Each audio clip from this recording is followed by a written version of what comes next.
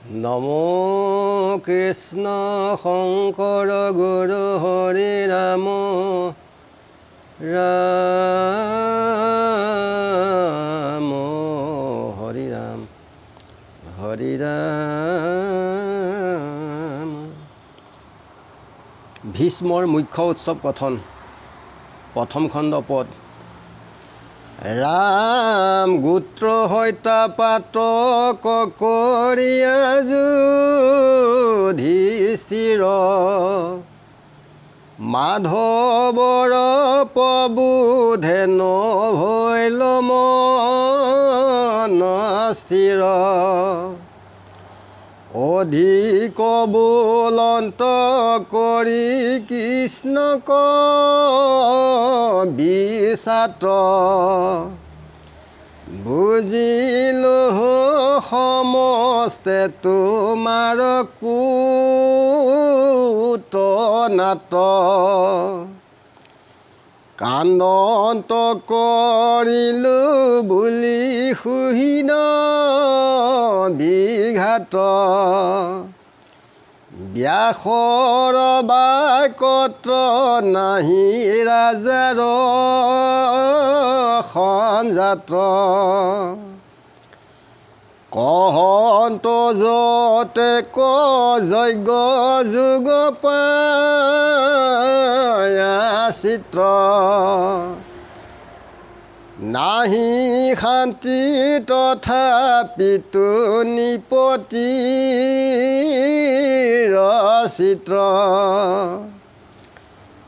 ঈশ্বৰৰ ইচ্ছা কোনে কৰিবে নিৰোধ, ভীষ্মৰ মুখে সেৱাঙ্ক কৰাইব প্ৰবোধ, হেন মনে মানিলন্ত ঈশ্বৰ মাধৱে, গৈলা কুৰুক্ষেত্ৰ পাণ্ডৱ বান্ধৱী, কুন্তি আদি কৰি নাৰী সবু লালৰি, মহাভাগৱত ভীষ্ম যথাবাছে পৰি, দেখিলা ভীষ্মক সৰহৈ জাত আচন্ত, যেন পুৰন্দৰ পাত ভৈলা স্বৰ্গহন্তে, যত ঋষি ৰাজ ঋষি ঋষি, নাৰদ প্ৰমুখে তৈতে মিলিলা ঋষি, ব্যাস শুক বশিষ্ঠ প্ৰমুখে ঋষি ৰাজ, ভীষ্মৰ আগত বহি পাতিলা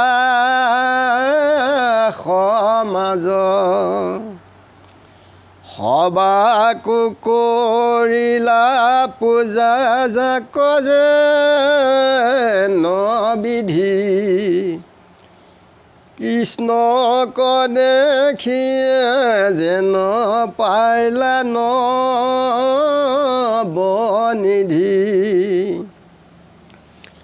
সাদৰে আগত আনি বহাইলা আসনে, পাদ্য ধূপ দীপ দিলা সবে মনে, ভীষ্মৰ অৱস্থা দেখি হলোতো কমুখে, কাষত আচন্ত পাঞ্চু ভাই মহা দুখে, কুন্তী সত্যৱতী আদি কান্দই নাৰীগণে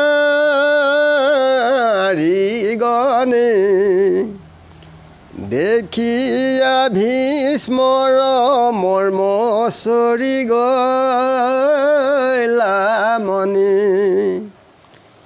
লোতকে চঞ্চল আখি আতিয় অনুৰাগী বুলিলা সবাকো বাক্য ভীষ্ম মহাভাগে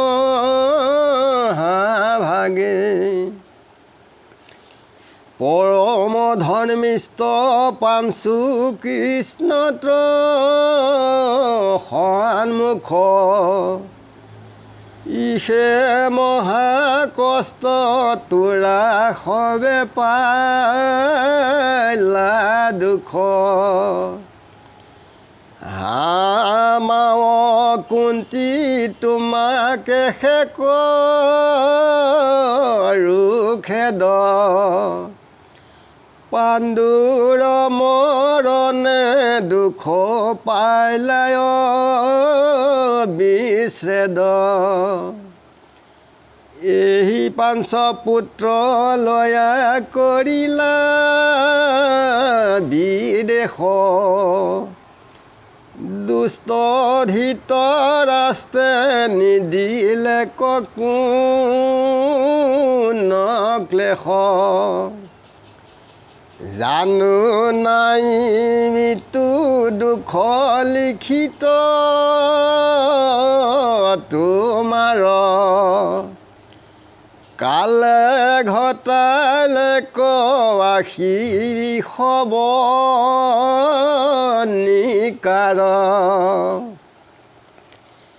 ঈশ্বৰ কালে শেহৰ জগত বায়ু সংসাৰত ভমাও মেঘক যে বায়ু ধন জন জীৱনতিলেকে কৰে চন্ন কালকতৰ কিবে হেন নাহিয়ে কুজন অতি অঘটন কুঘটাৱে কালে বাণী পৰম আশ্চৰ্য বিজে শুনা সবে প্ৰাণী জয়ত ধৰ্ম ৰাজা গদা পানী বিকুদৰ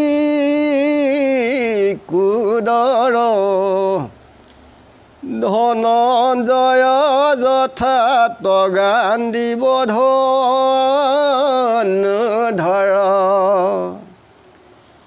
পৰম সুহৃদ কৃষ্ণ জয়ত ভাষদ দেখি আশ্চৰ্য কিনো তথাতো আপদ ধৰ্মিষ্ঠ বলিষ্ঠ ধনুধৰ কিছু নাই যেই কৰে ঈশ্বৰে সেই শেষ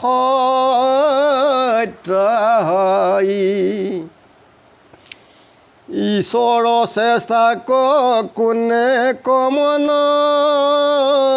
মহন্তে ব্ৰহ্মাহৰ মোহ যাই জাকবি চাৰন্তে চিনাই বেলা গিলা ভীষ্মে মেলিয়া গলি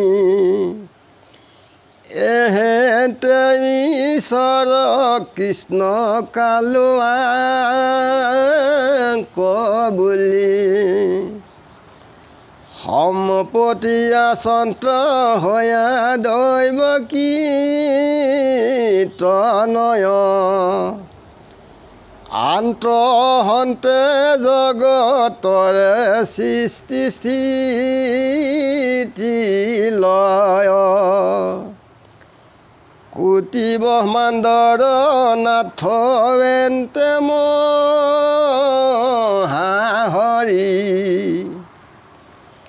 মায়াৰে লোকক মুহি আছে স্বপ্ন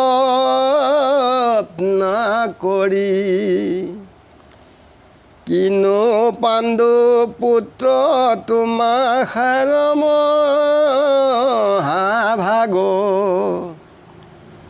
পাইলা হাগিহঁতে হেন ঈশ্বৰক লাগ